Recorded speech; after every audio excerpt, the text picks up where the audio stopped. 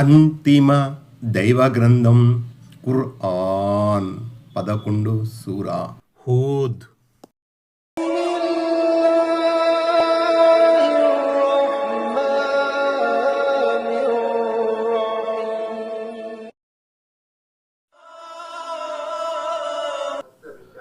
ఆయత్ నంబర్ 50. وإلى عاد أخاهم هودا قال يا قوم اعبدوا الله ما لكم من إله غيره إن أنتم إلا مفترون. ఆయత్ నంబర్ 50. మరి మేము ఆద్ జాతి వైపుకు వారు సోదరుడైన హూద్ అలైహిస్సలాంను పంపాం. అతను తన వారిని ఉద్దేశించి ఇలా అన్నాడు: ఓ నా జాతి ప్రజలారా, అల్లానే ఆరాధించండి.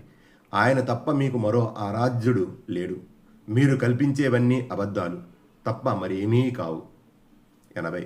సోదరుడు అంటే అదే జాతికి చెందిన వ్యక్తి అని భావం. 81. అంటే దైవత్వంలో అల్లాహకు భాగస్వాముల్ని కల్పించి మీరు ఆయనకు అబద్ధాన్ని అంటగట్టారని భావం. ఆయత్ నంబర్ 51. يا قوم لا أسألكم عليه أجرا إن أجري إلا على الذي فطرني أفلا تعقلون. ఆయత్ నంబర్ 51. ఓ నా జాతి ప్రజలారా, ఈ పనికై నేను మీ నుండి ఎలాంటి ప్రతిఫలాన్ని అడగటం లేదు. నాకు ప్రతిఫలం ఇచ్చే బాధ్యత నన్ను సృష్టించిన వానిదే. అయినప్పటికీ మీరు వివేకవంతులుగా వ్యవహరించరే. 82. మీ శ్రేయోభిలాషిని కాకపోతే నేను ఎందుకిలా వేతనం పుచ్చుకోకుండా అహోరాత్రులు పనిచేస్తాను? ఈ మాత్రం విషయాన్ని అర్థం చేసుకునే ఇంగిత జ్ఞానం కూడా మీకు లేదా? నా జాతి ప్రజలారా అని ఆయన మాటి మాటికి సంబోధించడాన్ని బట్టి అది దైవ సందేశం అందజేసే విధానం అని తెలుస్తుంది. ఓ సత్య తిరస్కారులారా అనో, ఓ బహుదైవారాధకులారా అనో ఆయన పిలవకుండా నా జాతి ప్రజలారా అని పిలవడం గమనార్హం. ఈ పిలుపులో ఆప్యాయత, శ్రేయోభిలాష ఉట్టిపడుతున్నాయి. ఆయత్ నంబర్ 52. ويا قوم استغفروا ربكم ثم توبوا إليه يرسل السماء عليكم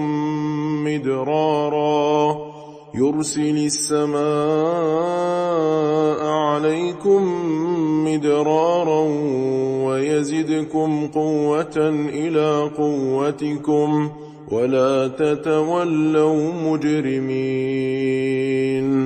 ఆయత్ నంబర్ 52. ఓ నా జాతి వారలారా, మీ పోషకుని అంటే అల్లాహ్ సమక్షములో మీ తప్పుల మన్నింపకే ప్రార్థించండి. ఆయన సన్నిధిలో పశ్చాత్తాపం చెందండి. ఆయన మీపై ఆకాశం నుండి ధారాపాతంగా వర్షం కురిపిస్తాడు. మీకున్న బలిమికి మరింత శక్తిని బలాన్ని చేకూరుస్తాడు. మీరు మాత్రం అపరాధులుగా తిరిగిపోకండి. 83. ప్రవక్త హూద్ అలైహిస్సలాం తన జాతి వారికి చేసిన ఈ ఉపదేశంలో ఎన్నో పరమార్థాలు ఇమిడి ఉన్నాయి. దైవాన్ని క్షమాభిక్ష కోరడం ద్వారా ఆయన ముందు పశ్చాత్తాపం చెందడం వల్ల వారికి క్షమాభిక్ష లభించడంతో పాటు మరెన్నో అనుగ్రహాలు కూడా లభిస్తాయి. దేవుడు వారి పట్ల ప్రసన్నుడవుతాడు. ఆకాశం నుంచి పుష్కలంగా వర్షం కురిపించి పంటలు పండిస్తాడు. పాడి పంటల, సిరి సంపదల ద్వారా వారి శక్తియుక్తులకు మరింత బలం చేకూరుతుంది. ఈ విషయమే దివ్య ఖురాన్లో అనేక చోట్ల పునరావృతం అయ్యింది. ఉదాహరణకు నూహ్ సూరాలోని 11వ ఆయతును చూడగలరు. అందుకే మహనీయ ముహమ్మద్ సల్లల్లాహు అలైహి వసల్లం ఈ విధంగా ప్రబోధించారు: ఎవరైతే ఎల్లప్పుడూ పాపాల మన్నింపు కోసం దైవాన్ని వేడుకుంటూ ఉంటాడో అతని అల్లాహ్ అన్ని రకాల చీకు చింతల నుంచి విముక్తిని, అన్ని రకాల బాధల నుండి బయటపడే మార్గాన్ని తెరుస్తాడు. అతడు ఊహించని చోట్ల నుంచి అతనికి ఉపాధిని ప్రసాదిస్తాడు. అబూ దావూద్ కితాబుల్ విత్ర్, ఇబ్నే మాజా. 84. అంటే నా మాటను నమ్మండి, నేను చేసే హితబోధ పట్ల విముఖులు కాకండి. నా సందేశాన్ని కనుక మీరు ఆలకించకపోతే దైవ సమక్షంలో నేరస్తులుగా హాజరు కావలసి ఉంటుంది. ఆయత్ నంబర్ 53. قالوا يا هود ما جئتنا ببينة وما نحن بتاركي آلهتنا عن قولك وما نحن لك بمؤمنين. ఆయత నంబర్ 53. దానికి వారు, ఓ హూద్ అలైహిస్సలాం, నువ్వు మా వద్దకు ఏ నిదర్శనాన్ని తేలేదు. నువ్వు నోటితో చెప్పినంత మాత్రాన మేము మా ఆరాధ్య దైవాలను వదిలిపెట్టలేము. నిన్ను మేము విశ్వసించబోవడం లేదు. 85. ఒక ప్రవక్త ఏది చెప్పినా ప్రమాణబద్ధంగానే చెబుతాడు. అతని దగ్గర ప్రబల తార్కాణాలు ఉంటాయి, కానీ స్థూల దృష్టి గలవారికి అవి కానరావు. హూద్ అలైహిస్సలాం జాతికి చెందిన సత్య తిరస్కారులు కూడా స్థూల దృష్టి కలవారే. వారు తమ అసత్యంపై మొండికేశారు. వారు ఆవేశంలో ప్రవక్త మాటల్లోని ఔచిత్యాన్ని పరిగించే విచక్షణా జ్ఞానాన్ని కోల్పోయారు. నువ్వు ఏదైనా స్పష్టమైన నిదర్శనాన్ని చూపనంత వరకు నీ మాటలను నమ్మబోము, మా ఆరాధ్య దైవాలను కూడా వదులుకోము అని తెగేసి చెప్పారు. ఆయత నంబర్ 54. إن نقول إلا اعتراك بعض آلهتنا بسوء قال إني أشهد الله واشهدوا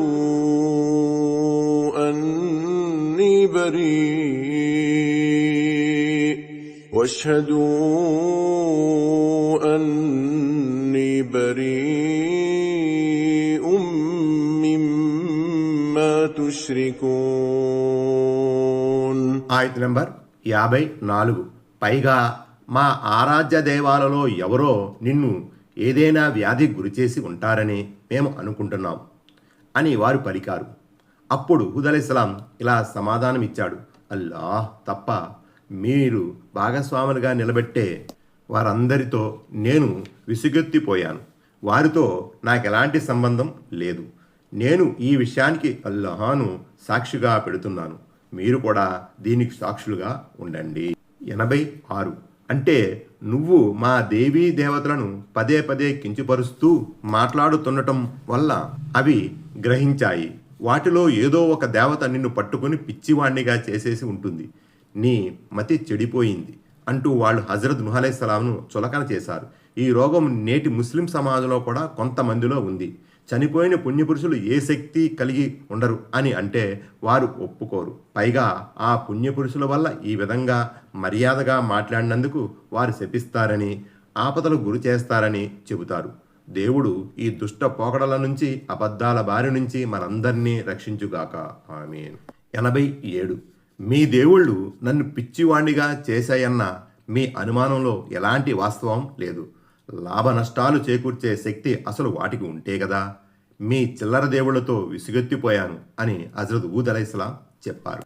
ఆయత్ నంబర్ 55. من دونه فكيدوني جميعا ثم لا تنظرون. ఆయత్ నంబర్ 55. సరే, మీరంతా కలిసి నాకు వ్యతిరేకంగా కుట్రలు పన్నండి, నాకు ఏమాత్రమూ కూడా గడువు ఇవ్వకండి. 88.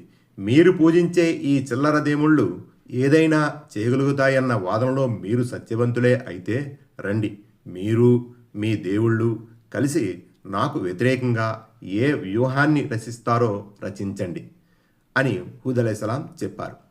దైవ ప్రవక్త మాటల్లో ఎంతటి దూరదృష్టి ఉంటుందో, మరి ఎంతటి ఆత్మవిశ్వాసం ఉంటుందో ఈ మాటల ద్వారా విదితమవుతుంది. ఆయత్ నంబర్ 56. إني توكلت على الله ربي وربكم ما من دابة إلا هو آخذ بناصيتها إن ربي على صراط مستقيم. ఆయత్ నంబర్ 56. నేను కేవలం అల్లానే నమ్ముకున్నాను. ఆయన నాకు ప్రభువే, మీ అందరికీ ప్రభువే. ప్రతి ప్రాణి యొక్క జుట్టు ఆయన చేతిలోనే ఉంది. నిశ్చయముగా నా ప్రభు సన్మార్గాన ఉన్నాడు. 89. ఎవరి ఆధీనంలో సమస్త అధికారాలు ఉన్నాయో ఆ శక్తిమంతుడే మీకు నాకు ప్రభు. ఆయన్ని వదిలిపెట్టి మీరు పూజించే మీ దేవుళ్ళ దగ్గర ఏ శక్తి మరే అధికారము లేదు. పైగా వారి జుత్తు కూడా దేవుని చేతిలోనే ఉంది. దేవుడు తాను కోరిన వారికి లాభం కానీ నష్టం కానీ కలిగించగలడు. కానీ మీ బూటకపు దేవుళ్లకు అలా చేయడం చేత కాదు. 90. అంటే ఆయన తౌహీద్ ఏకదేవారాధన మార్గం వైపు పిలుస్తున్నాడు. ఈ తౌహీద్ మార్గమే రుజుమార్గం. ఆయన పిలిచే మార్గంపై నడిచినప్పుడే మీరు సాఫల్యం పొందగలరు. ఈ మార్గం పట్ల వైముఖ్యం ప్రదర్శించారంటే మీకు వినాశం తప్పదు.